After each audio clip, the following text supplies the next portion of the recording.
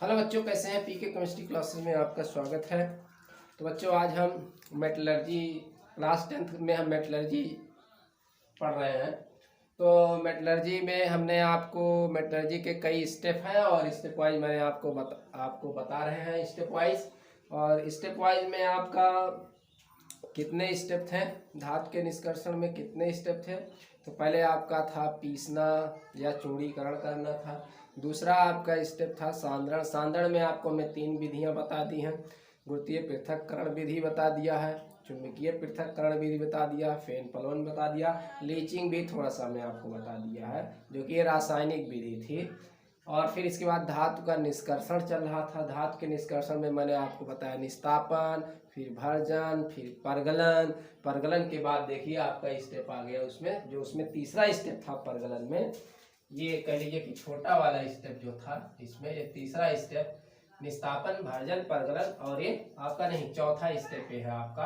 तो चौथा स्टेप है आपका हो गया अपचयन, रिडक्शन। तो चौथा अपचयन रिडक्शन में मैंने वहां आपको ग्राफ में बताया था, जो आपको देखिए ग्राफ वहां आपको बताया है।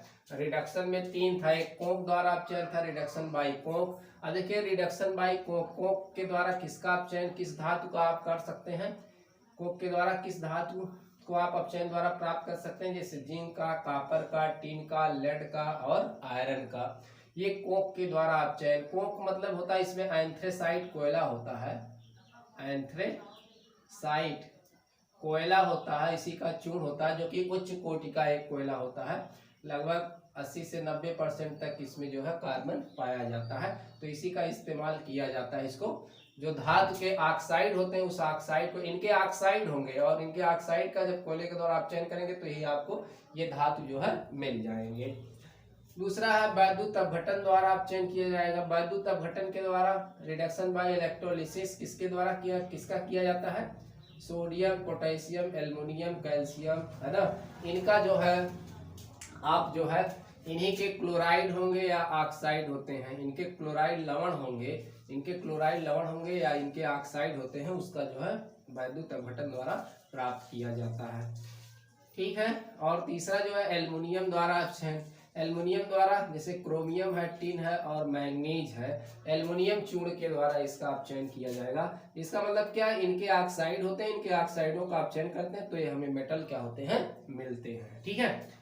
तो भाई अपचयन द्वारा कैसे, अपचयन में 3 विधियां आपकी यहाँ है, कोक द्वारा अपचयन, वैद्युत अपघटन द्वारा अपचयन, एल्युमिनियम द्वारा अपचयन।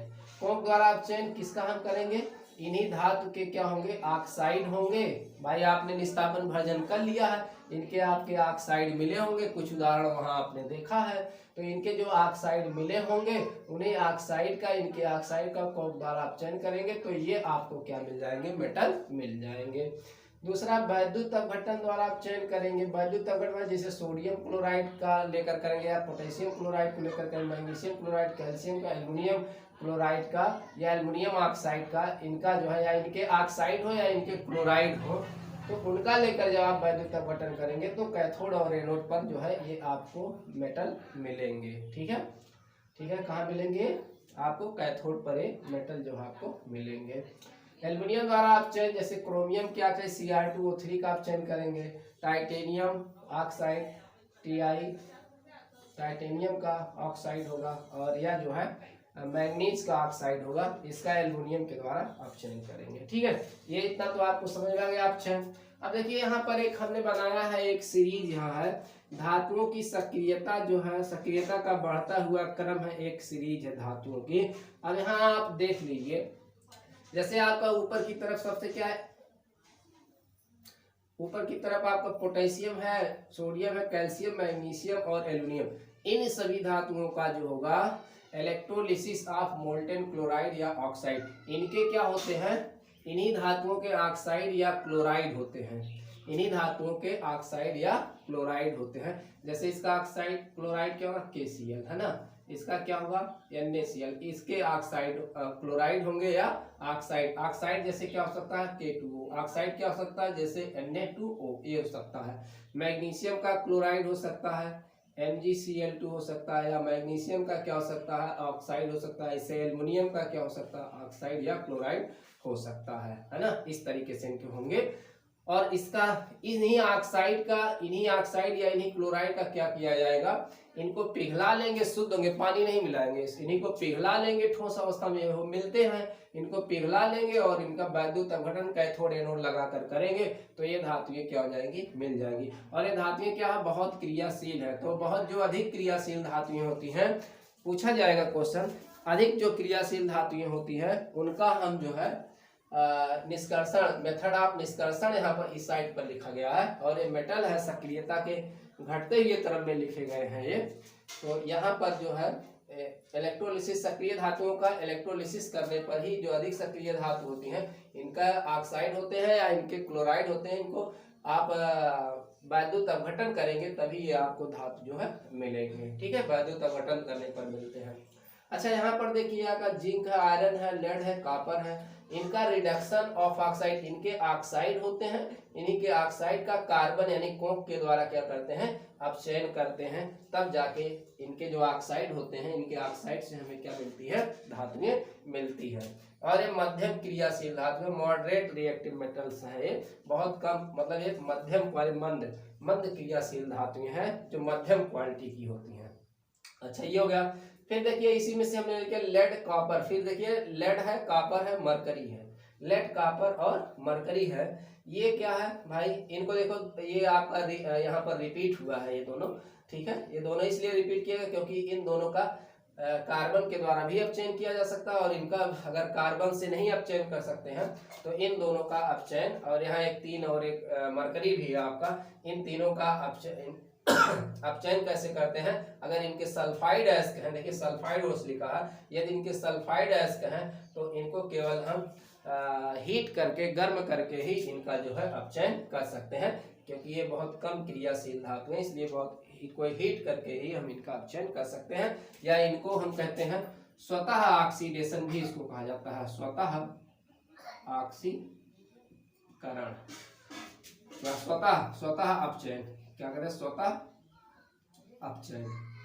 अपचयन भी इसको कहते हैं, क्योंकि इसमें बाहर से कुछ मिलाना नहीं पड़ता है। ठीक है, अपचयन करने के लिए, जैसे यहाँ कोक मिलाना पड़ रहा है अपचयन करने के लिए, तो इसमें इसमें बिना कार्बन के, बिना कोक मिलाए ही इसका हम अपचयन कर सकते हैं, तो इसको स्वतः अपचयन कहते हैं, अपने आप हो जाएंगे ये। अभी रिएक्शन में आपको हम बताते हैं। और ये देखिए आपका सिल्वर है, गोल्ड है, प्लैटिनम है, तो फाउंड इन नेटिव स्टेट, ये प्रकृति में मुक्त अवस्था में पाई जाती है, प्राकृतिक अवस्था में पाई जाती है, एज ए मेटल के रूप में पाई जाती है खुद, इसलिए इनका शोधन करना आवश्यक नहीं है, ये तो खुद ऐसे ही मिलती है भाई। अगर उसमें अशुद्धियां आए तो फिर हम शोधन इनको करेंगे, है ना, तो शोधन करेंगे। तो यहाँ आपको नहीं इसको देखना, बस यहाँ ये चीजें हमें देखना है। तो इतना आपको समझ में आया, जो धातुएं अधिक क्रियाशील है, जैसे इतनी ये धातुएं क्या अधिक क्रियाशील है, तो इनका हम एक्सट्रैक्शन यानी कि धातु का निष्कर्षण की विधि क्या अपनाएंगे। अगर अधिक क्रियाशील है तो धातु की निष्कर्षण की कौन सी विधि अपनाएंगे, धातु के निष्कर्षण की कौन सी विधि अपनाएंगे, इलेक्ट्रोलिसिस का अपनाएंगे, और वो भी इसको पिघला करके और कैथोड एनोड लगाकर हम कर लेंगे। ठीक है, इनके ऑक्साइड, इनके क्लोराइड होंगे, हमने जैसे यहाँ पर लिख दिया है।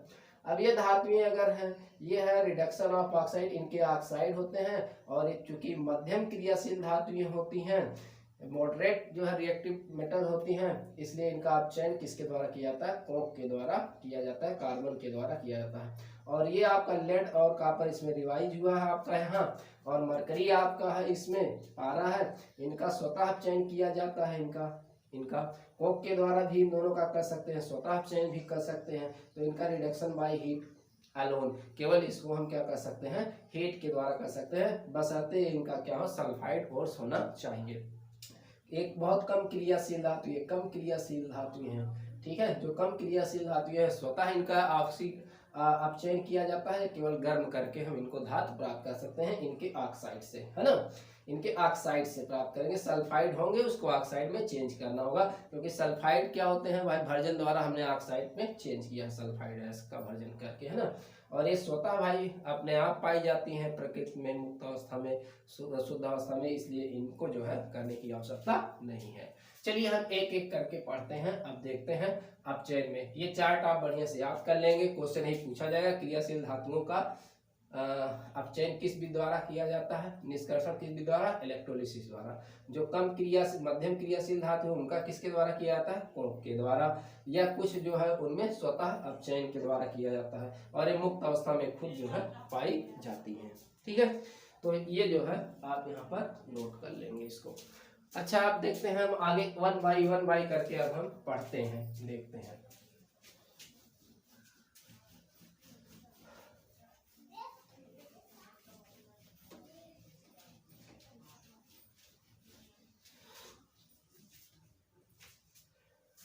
तो हम पहला देखते हैं अपचयन में क्या है। अपचयन का मतलब इनके धातु के ऑक्साइड होंगे और इन धातु के ऑक्साइड को अपचयन के द्वारा हम धातु प्राप्त कर लेंगे। ठीक है, इसी को हम क्या कहते हैं, यहाँ पर रिडक्शन करते हैं। मतलब कोई अपचायक पदार्थ यहाँ पर यूज करके हम उसका अपचयन कर लेंगे, अपचायक पदार्थ यूज करके उस धातु के ऑक्साइड का अपचयन कर लेंगे और वो हमें धातु के रूप में प्राप्त हो जाएगा। तो देखते हैं, पहले हम किसके द्वारा देखते हैं, कोक के द्वारा अपचयन देखते हैं। तो पहले कोक द्वारा अपचयन हम देख लेते हैं। हेडिंग लगाएंगे आप, पहला है इसमें कोक द्वारा अपचयन। तो कोक द्वारा अपचयन किसका किया जाता है, जो मध्यम क्रियाशील धातु है, बीच वाले है ना, उनका अपचयन करते हैं। तो इनका अपचयन कैसे करेंगे, है ना, आपने निस्तापन किया, भर्जन किया है, तो उनके द्वारा ऑक्साइड मिले हैं, इनके ऑक्साइड होंगे, इनका हम कोक के द्वारा क्या कर लेंगे, अपचयन कर लेंगे इनका। तो देखिए, जैसे जिंक है, इसका अपचयन आपको करना, तो जिंक का ऑक्साइड आपका होगा, इसमें आप क्या मिला देंगे, कोक। यही आपका कोक है, कोयले का चूर्ण, और यही रिएक्शन करके कर लेगा, जिंक बना लेगा मेटल, और एक कार्बन मोनोऑक्साइड गैस क्या होगी, बाहर निकल गई। ये जिंक मेटल आपको क्या हो गया, देखिए मिल गया यहाँ पर।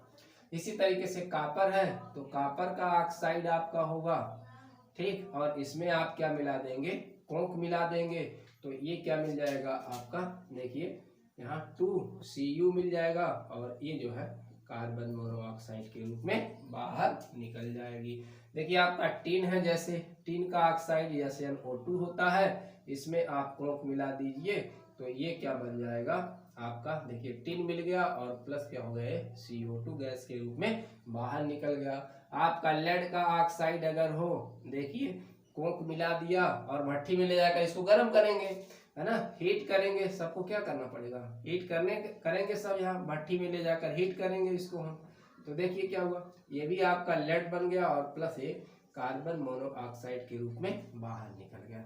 इसी तरीके से आयरन का ऑक्साइड होगा, या Fe2O3 आपने प्राप्त किया है, इसमें आप 3 कोक ले लीजिए, तो ये क्या मिल जाएगा आपको, 2Fe मिल जाएगा आयरन, और प्लस ये 3CO आपका ये निकल जाएगा। तो देखिए आयरन आपके मिल रहे हैं, क्योंकि देखिए ये ऑक्साइड, इनके ऑक्साइड हमने यहाँ लिए हैं, क्योंकि इनके ऑक्साइड आपने निस्तापन या भर्जन से कहीं ना कहीं इसको आपने प्राप्त किया है ना, इसको प्राप्त किया, और इसको कोक के द्वारा हम क्या कर रहे हैं, अपचयन। क्योंकि यहाँ कोक जो होगा अपचायक का कार्य करता है, क्या करता है, अपचायक का कार्य करता है। कोक किसका कार्य करता है, अपचायक का कार्य करता है। क्यों करता है, क्योंकि ये जिंक जो यहाँ है ये ऑक्सीकरण अवस्था में है, 2 इस पर 2 पॉजिटिव, इस पर 2 निगेटिव है, तो ऑक्सीकरण अवस्था में है, तो इसका क्या हो गया, ऑक्सीकरण अवस्था से यहाँ क्या हो गया, इसका ऑक्सीडेशन नंबर घट गया, 2 से 0 हो गया, इसको अपचयित कर दिया, और जो ये कोक था खुद क्या हो गया, ऑक्सीकरण हो गया, क्योंकि कार्बन के साथ ऑक्सीजन जुड़ गया, तो कार्बन का यानी कोक का ऑक्सीकरण हो गया,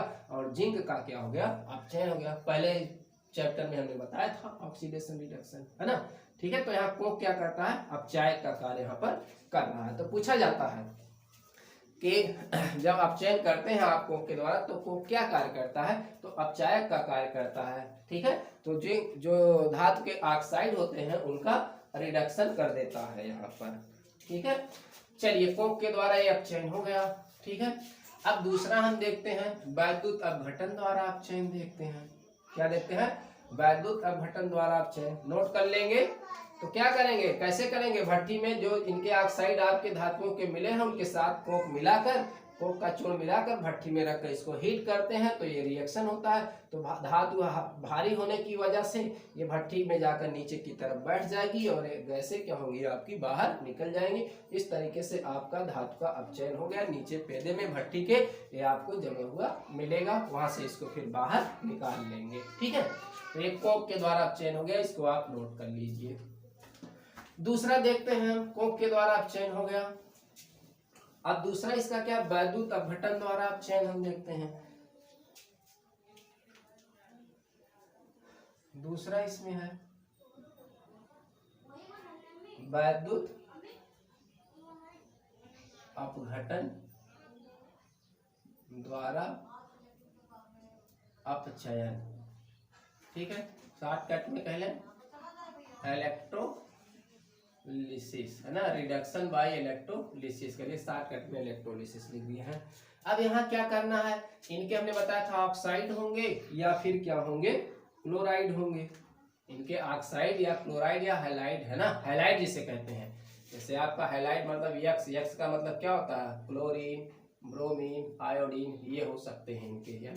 यानी कि अगर देखा जाए इन धातुओं के आपके क्या होंगे, जैसे NaCl हो सकता है, आवलिक क्या हो सकता है, सोडियम ऑक्साइड हो सकता है, या KCl हो सकता है आवलिक, या K2O हो सकता है, मैग्नीशियम क्लोराइड हो सकता है, या आवलिक क्या होगा, MgO हो सकता है, कैल्शियम का क्लोराइड हो सकता है, या कैल्शियम का ऑक्साइड हो सकता है, कैल्शियम क्लोराइड या कैल्शियम का ऑक्साइड हो सकता है, एल्युमिनियम का क्लोराइड हो सकता है, या एल्युमिनियम का ऑक्साइड हो सकता है। तो इस फॉर्म में ये होंगे, इस फॉर्म में ये पाए जाएंगे। इनसे, इसके ऑक्साइड या क्लोराइड से हमें क्या प्राप्त करना है, ये धातु आपको प्राप्त करनी है इसको।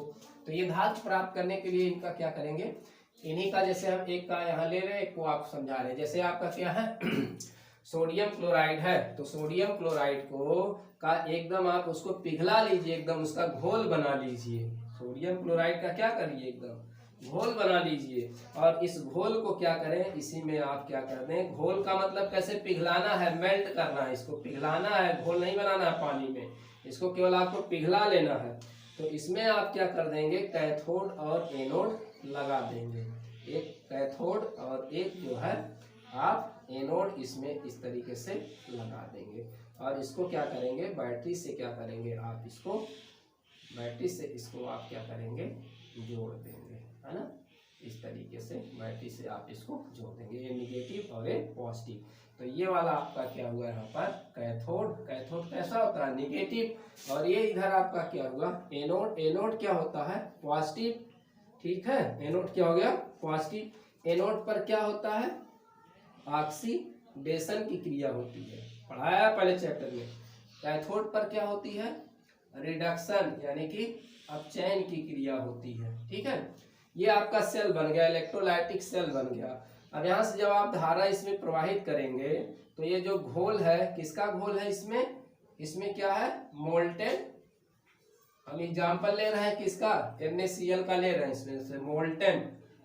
मोल्टेन माने पिघला हुआ, मोल्टेन NaCl पिघला हुआ, इसमें पानी नहीं मिलाएंगे, मोल्टेन NaCl है, इसमें डाला गया है। जब आप यहाँ बैटरी से धारा प्रवाहित करेंगे तो क्या होगा, ये जो आपका NaCl है ये किस फॉर्म में, जब पिघल जाएंगे तो ये आयन के फॉर्म में होंगे, इसमें आयन के फॉर्म में होंगे। आयन के फॉर्म में होंगे तो ये Na पॉजिटिव और Cl नेगेटिव जब पिघलाएंगे तो ये अलग अलग थोड़ा हो जाएंगे, इस तरीके से ये अलग हो जाएंगे।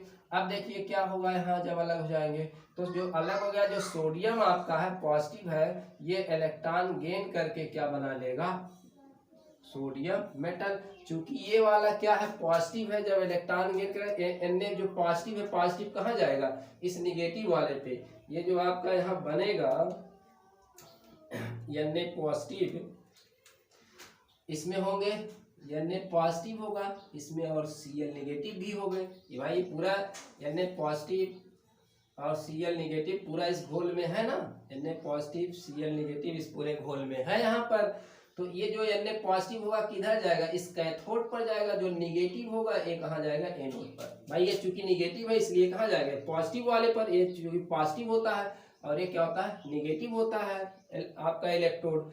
तो ये वाला जो निगेटिव होगा पॉजिटिव वाले इलेक्ट्रोड पर चला जाएगा, ये कहाँ होगा जो पॉजिटिव होगा निगेटिव वाले पर चला जाएगा। तो इसके पास यहाँ इलेक्ट्रॉन है इसके पास, ठीक है, इससे इलेक्ट्रॉन ले लेगा, तो ये इसका क्या हुआ इलेक्ट्रॉन यहाँ पर गेन कर लिया और ये क्या बना लिया आयन से क्या बना लिया ये शुद्ध धातु मिल गया है। तो इस पर कोई चार्ज भी नहीं है। तो इस वाले इलेक्ट्रोड पर, तो सोडियम किस इलेक्ट्रोड पर मिलेगा आपको कैथोड पर, यानी चार्ज हट जाएगा, इलेक्ट्रॉन जब लेगा तो ये चार्ज इस पर आवेश हट जाएगा, ये उदासीन हो जाएगा, तो ये ऑक्सीडेशन हो गया। तो ये सॉलिड के रूप में ठोस के रूप में सोडियम इस पर जाकर जमा हो जाएगा, आपको मिल जाएगा। तो ये क्या हुआ यहाँ पर रिडक्शन, जब इलेक्ट्रॉन गेन करता है तो क्या बोलते हैं उसको रिडक्शन हो गया। तो सोडियम का रिडक्शन यहाँ पर हो गया, ठीक है, देखिए इस पर रिडक्शन होता है, सोडियम का रिडक्शन हो गया, रिडक्शन गया, धातु आपको इस पर प्राप्त हो गई, इस इलेक्ट्रोड पर जाकर आपको धातु मिल गई, यही धातु इस पर जमा होगा और इसको आप खुरच कर क्या करेंगे इलेक्ट्रोड से निकाल लेंगे। अब देखिए दूसरा है इस पर क्लोराइड इस पर आ रहा है, तो Cl नेगेटिव जो है इस पर आ रहा है। अब जो इलेक्ट्रॉन यहाँ लिया है यही इलेक्ट्रॉन दिया था इसने, तो ये क्या होगा Cl क्या होगा Cl बना लेगा और इलेक्ट्रॉन को ये क्या कर देगा यहाँ त्याग देगा ये, ठीक है, इलेक्ट्रॉन को क्या किया त्याग दिया यहाँ पर। क्योंकि Cl नेगेटिव इस रूप में नहीं होता, Cl2 के फॉर्म में होता है, इसलिए यहाँ पर हम 2 से गुणा कर देंगे, ये Cl2 के फॉर्म में एक गैस के रूप में क्या होगी, यहाँ से Cl2 जो होगी ये गैस के रूप में बाहर निकल जाएगी।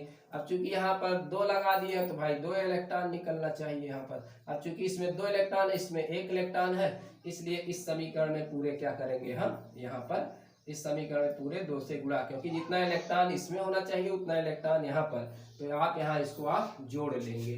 जब जोड़ेंगे तो क्या मिल जाएगा, आप 2 से गुणा करेंगे यहाँ तो 2Na क्या होगा पॉजिटिव हो जाएगा, जो कि आपके घोल में ये क्या है घोल में है पिघला हुआ है ये, और ये आपका क्या हो गया इधर क्या हो गया 2Na पॉजिटिव हो गया और इलेक्ट्रॉन को कट जाएगा, इलेक्ट्रॉन इसमें 2 इलेक्ट्रॉन जब 2 से गुणा करें 2 ये कट जाएगा आपका, तो यहाँ आपका क्या बचा 2Cl नेगेटिव ये है इधर, और इधर आपको क्या मिला देखिए आपका 2Na ये सोडियम आपका सॉलिड स्टेट में और प्लस एक क्लोरीन क्या आपका गैस स्टेट में क्या होगी बाहर निकल जाएगी। तो पूरा समीकरण आपका ये हुआ, यानी 2Na positive plus 2Cl negative मिलकर क्या बनाए 2Na पॉजिटिव आपका सॉलिड ये धातु मिल गया और ये आपका क्लोरीन मिल गया, ठीक है।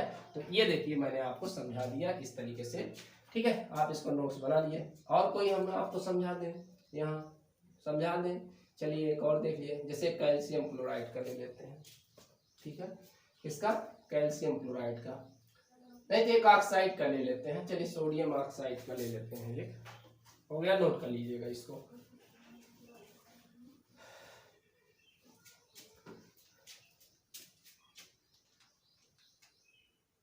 चलिए हाँ ये बना है, ये आपका क्या है एनोड है, ठीक है, पॉजिटिव है।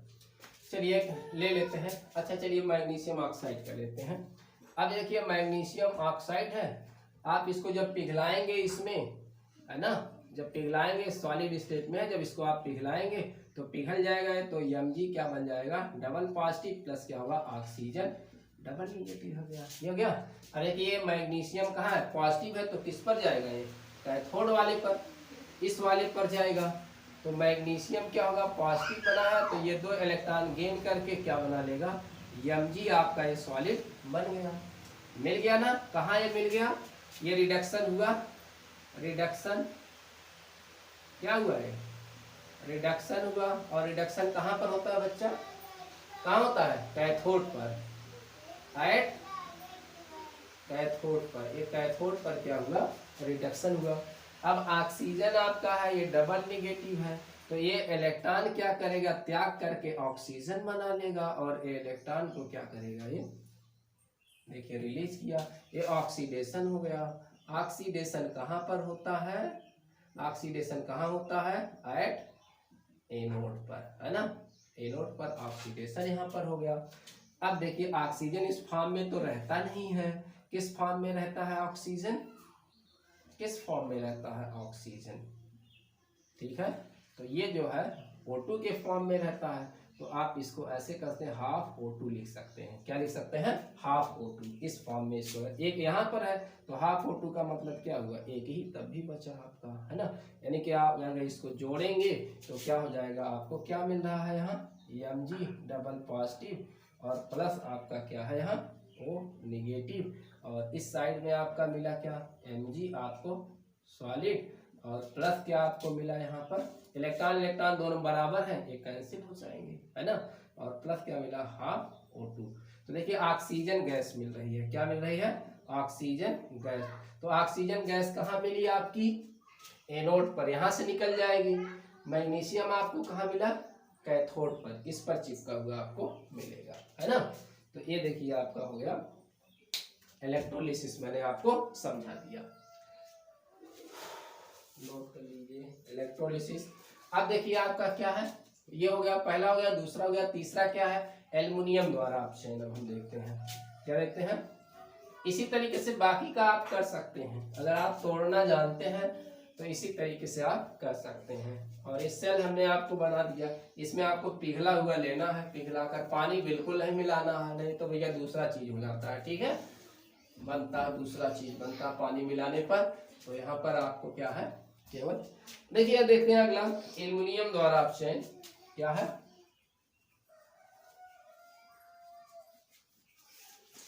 तो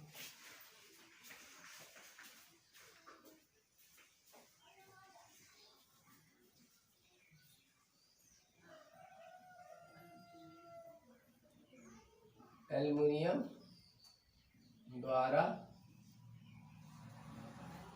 अपचयन, ठीक, एल्युमिनियम द्वारा अपचयन। तो एल्युमिनियम द्वारा अपचयन, देखिए एल्युमिनियम द्वारा ऐसे धातु के ऑक्साइड का अपचयन किया जाता है जिनका कोक के द्वारा अपचयन नहीं कर पाते हैं हम। तो जिस धातु के ऑक्साइड का क्या है? जिस धातु के ऑक्साइड का अपचयन कोक द्वारा नहीं होता है, उसका अपचयन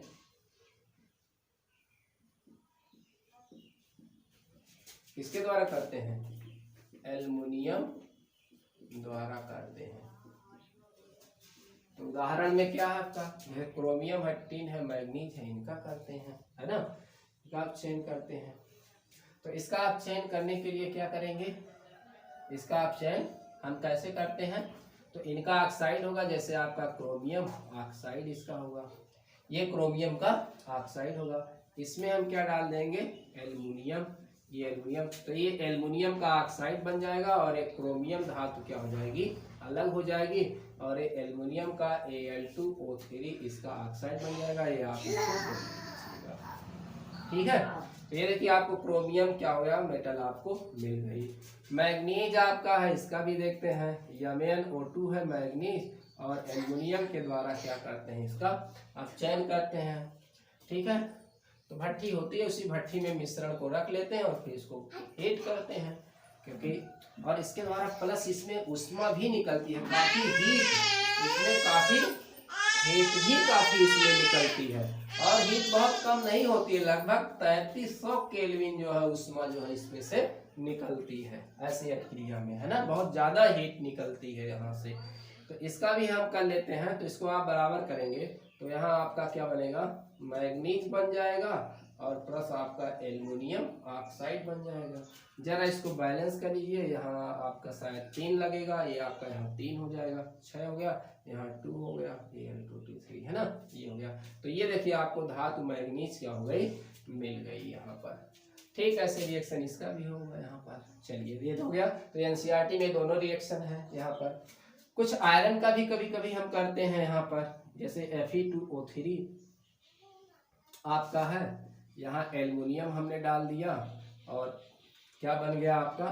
देखिए 2Fe बन गया और प्लस क्या बन गया? ये आप 2 लीजिए यहाँ, ये हो गया Al2O3। आयरन भी आपका इससे प्राप्त किया जाता है। अब देखिए यहाँ पर जो इनका जो इसके ऑक्साइड का ये जो मिश्रण हमें मिलता है, इसको हम कहते हैं थर्माइट।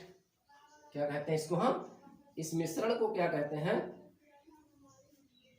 थर्माइट। क्या कहते हैं इसको, थर्माइट कहते हैं इसको हम, ठीक है। और इसमें इतना जो है उष्मा निकलती है, और ये उष्मा का यूज कहाँ किया जाता है, रॉकेट में ईंधन के रूप में किया जाता है। तो ये जो इसमें उष्मा निकलती है, तो इसका जो है रॉकेट में इसको रॉकेट में ईंधन के रूप में इसके मिश्रण का यूज किया जाता है, रॉकेट में ईंधन के रूप में। क्योंकि इसमें क्या होती है, हीट बहुत ज़्यादा निकलती है इन सब में। हमने बताया कितना बहुत कम एनर्जी, बहुत ज़्यादा ऊर्जा है ना, तो हीट निकलती है। और इस मिश्रण का उपयोग किया जाता है कहाँ, रेल की पटरियों को जोड़ने में। किसमें इस मिश्रण का उपयोग किया, रेल की पटरियों को जोड़ने में किया जाता है। रेल की पटरियां बिछाई होती हैं इस तरीके से, जब बड़ी बड़ी पटरियां थोड़े ले जाकर आप बिछा सकते हैं, छोटी छोटी ना, तो इसमें क्या करते हैं, यहाँ से मिट्टी इधर लगा देते हैं, ऐसे इधर मिट्टी लगाते हैं और पिघला कर इसमें ऐसे क्या करते हैं, भर देते हैं। और फिर जो बगल में निकला होता है उसको बढ़िया साफ कर देते हैं, काट देते हैं, जुड़ जाता है। रेल की पटरियों को जोड़ने में किया जाता है इस मिश्रण का उपयोग करते हैं, ठीक है। तो इस विधि को हम क्या कहते हैं, जो यह विधि है इसको हम कहते हैं गोल्ड स्मिथ एल्मुनोथर्मिक प्रोसेस। क्या कहते हैं, इसको कहा जाता है गोल्ड स्मिथ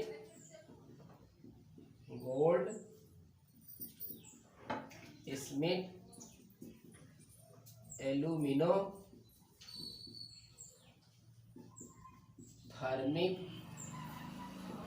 विधि। क्योंकि गोल्ड स्मिथ ने जो है इस विधि की खोज की थी, इसलिए इन्हीं के नाम पर पड़ा है गोल्ड स्मिथ एल्यूमिनोथर्मिक विधि, इसको कहा जाता है। और अगर कहें थर्माइट चूर्ण क्या है, थर्माइट पाउडर क्या है, थर्माइट पाउडर क्या है आपका, तो ये इनका मिश्रण होता है। क्रोमियम ऑक्साइड का या एल्युमिनियम का क्या होता है, मिश्रण होता है। मैंगनीज ऑक्साइड का एल्युमिनियम का क्या होता है, मिश्रण होता है। और ये क्या होता है, आयरन ऑक्साइड का या एल्युमिनियम का क्या होता है, मिश्रण होता है। इसी को हम कहते हैं थर्माइट कहते हैं, ठीक है। यानी कि जो आपको सांद्रित अयस्क आपको मिला हुआ है, सांद्रित जो अयस्क है और एल्युमिनियम के चूर्ण, सांद्रित अयस्क ही तो आपके हैं, सांद्रण से आप ये प्राप्त कर लेंगे। सांद्रित अयस्क जो होगा और एल्युमिनियम के चूर्ण के जो आपके मिश्रण होंगे, उसी मिश्रण को हम क्या कहेंगे, थर्माइट पाउडर, थर्माइट चूर्ण कहते हैं, है ना। थर्माइट चूर्ण इसको हम कहते हैं। अभी जो थर्माइट चूर्ण होता है इस तरीके से, इसमें क्या होती है, इस तरीके की आयरन की क्रूसिबल होती है, ऐसे आयरन की क्या होती है, ऐसे इसमें क्रूसिबल होती है। इस आयरन के क्रूसिबल में जो है इस मिश्रण को, यहाँ पर एक मैग्नीशियम का जो है तार ऐसे इसमें से लगा देते हैं अंदर, और इसी में क्या होता है, ये जैसे आपका छुरछुरिया होता है, पटाखा होता है, अंदर लगा होता है ना, आप यहाँ छुआ देते हैं, तो यहाँ पर आप जब इसको क्या करते हैं, यहाँ पर पकड़ाते हैं, आग लगाते हैं यहाँ, तो छुर करते ये जलता हुआ इसमें चला जाता है। तो ये क्या होता है, इसमें मैग्नीशियम आपका होता है और बेरियम जो है पर ऑक्साइड, मैग्नीशियम पर ऑक्साइड का जो है चूर्ण होता है यहाँ पर, इसको ये पकड़ता है आग को। और ये क्या होता है, मैग्नीशियम का जो है ये तार लगा होता है, पट्टी कह सकते हैं, लगा होता है। इसको जब यहाँ से जलाया जाता है और इसमें क्या भर लिया जाता है, ये मिश्रण, किसका मिश्रण, जैसे आपका एल्युमिनियम है और इनमें से किसी का मिश्रण हो। एल्युमिनियम है आपका जैसे Fe2O3 है ना। इसका जब मिश्रण इसमें आप भरते हैं और यहाँ से आग लगाते हैं जब इसको माचिस से, तो ये आपका तार जो होता है, मैग्नीशियम का तार होता है, जलता हुआ इस मिश्रण के पास पहुंचता है, तो ये जल जाता है, बहुत तेजी से जलता है और पूरा इसमें ताप उत्पन्न कर देता है। हीट जो है 3300 जो है केल्विन तक ताप हीट उत्पन्न कर देता है। पूरा का पूरा मटेरियल पिघल जाता है। अब पिघलने पर देखिए क्या बनता है, यही तो चीजें हैं, पिघलने पर यही चीजें बनेंगी। आपका अगर इसका ऑक्साइड, आयरन का ऑक्साइड लिया है तो यहाँ आयरन मिलेगा। आयरन भारी होने की तरह नीचे की तरफ बढ़ जाएगा और जो आपका जो रिएक्शन चल रहा है Al2O3 आपको जो मिल रहे हैं, ये हल्का होने की वजह से ऊपर की तरफ क्या होते हैं, ऐसे तैरते रहते हैं, इसमें ऊपर की तरफ तैरते रहते हैं। और इसी में क्या होता है आपका एक छेद बना होता है और इसी में पिन लगी होती है। इसी पिन को जब खींच लेते हैं और खींचते हैं तो ये क्या होती है, यहाँ का जो पिघला हुआ चीज होता है पटरी को जोड़ने में जो है यहाँ पर डाल देते हैं, भर जाता है तो इसको क्या करते हैं यूज कर लेते हैं। ठीक है, तो ये आपका जो मिश्रण होता है बहुत ही उपयोगी है और यहाँ हीट इतनी उत्पन्न होती है जिसका रॉकेटों में ईंधन के रूप में इसका यूज किया जाता है। ठीक है, समझ में आया होगा। तो बढ़िया से इसका आप जो है नोट्स बनाएंगे। वीडियो 35 मिनट का हो गया है। तो ये आपके मैंने आपको बता दिया ये सभी सारी चीज़ें। ठीक है, तो नेक्स्ट वीडियो में हम आपको बताएंगे। तो याद रहे ये एल्युमिनियम द्वारा आप चेंज कर दिया, ये रिएक्शन आपके एनसीईआरटी में है, इनमें से कोई ना कोई एक रिएक्शन एनसीईआरटी में आपके है, तो बढ़िया से इसको तैयार करेंगे। अब चेन विधियाँ हमने आपको बता दिया, तो बढ़िया से इसको आप तैयार करेंगे, कॉपी में नोट्स बनाएंगे और तब इसके बाद हम अगला नेक्स्ट टॉपिक आपको लेकर आएंगे। अब देखिए आपका ये यहाँ पर क्या हो गया है, आपका धातु के निष्कर्षण तक खत्म हो गया। अब चौथा स्टेप आपका क्या है, रिफाइनिंग, धातु का शोधन हम अगले स्टेप में आपको बताएंगे बढ़िया से। तब तक के लिए धन्यवाद।